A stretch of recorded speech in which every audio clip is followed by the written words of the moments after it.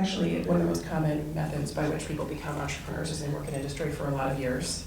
They develop that Rolodex, they notice some sort of inefficiency, or it's through something that they love, a passion of theirs through which they identify with it. So you've two sets of ideas here, the need-based entrepreneur and the opportunity-based entrepreneur.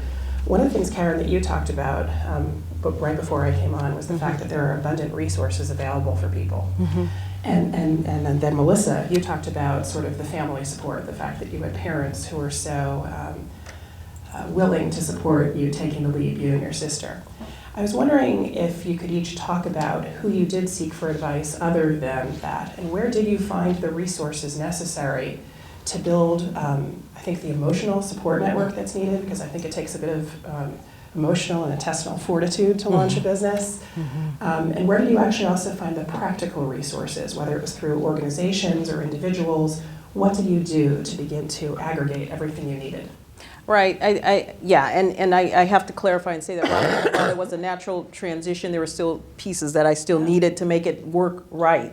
And so on the practical side, I mean, there has always been the SBA and all the SBA deliverables and the SBA programs and all of the seminars and all the pieces that they deliver. And I know the Orange County SBA is very large here in this area. And there are so many like that are doing a number of things. On the other side of it, in terms of the fortitude and the internal strength, you need the mentors, you need the people who have been through it, you need your own tribe, you need people who understand that it is hard at times and it can get harder before it gets better at times. So the mentors are critical, and finding the practical pieces through, you know, those resources like SBA Score. And there are many, many out there. I mean, there's so much now online that you can participate in for almost little of nothing. So I would suggest both, you know, looking into both sides to make sure you get that equal balance, because they're just rich and so much is available now. Let me just amplify that before we move on to Melissa as the next person to answer the question. The two organizations that you mentioned were the SBA, the Small Business Administration. They have SBDCs, what are called Small Business Development Centers. They're all over the country, and they provide abundant free training for people. You can go in, you can get seminars on any sort of a topic. They also typically have counselors who work there, and their jobs are to meet with anybody who walks off the street to ask any questions they want to about business. I joke with my students that in my very first job as a faculty member, one of the things I had to do was work for 4 to 6 hours a week in an SBDC. And you start hearing the real questions that people ask. Things like, what legal form of organization should I use? And you start realizing, wow, I spent all this time thinking about strategy, and people actually care about not losing their livelihoods. You know, hey, that was a shock to me as sort of a 28-year-old who was just starting. So SBDCs are things to look at, and many of the people who counsel are experts. They're not just experts in helping you shape your ideas and put them forward.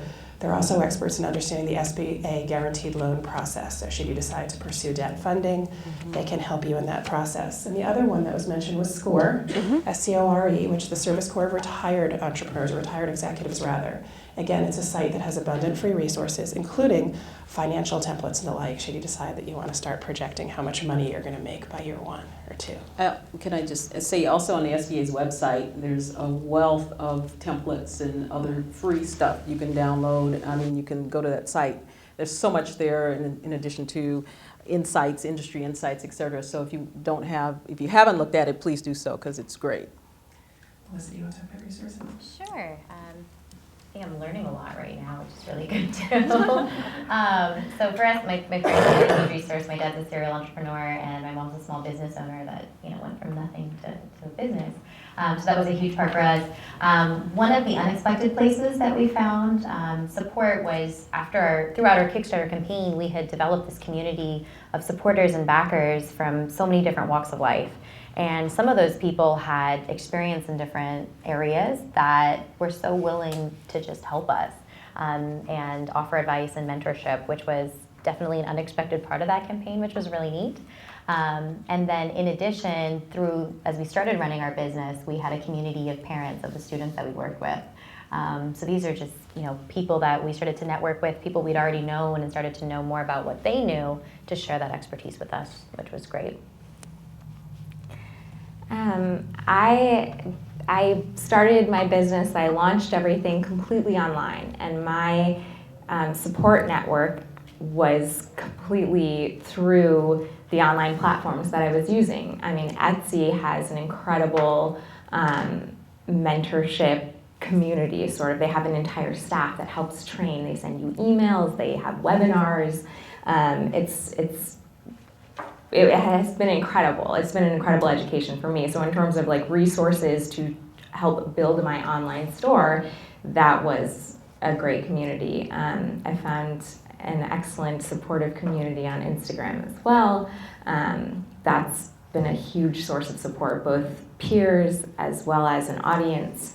And in terms of financially, we are building incrementally. I mean, we have obsessively priced our listings in a way that makes sure that we can have the money that we need for our cost of doing business, and we have the money that we need for our overhead, and be able to put a little bits aside to reinvest in the business and buy the things that we need.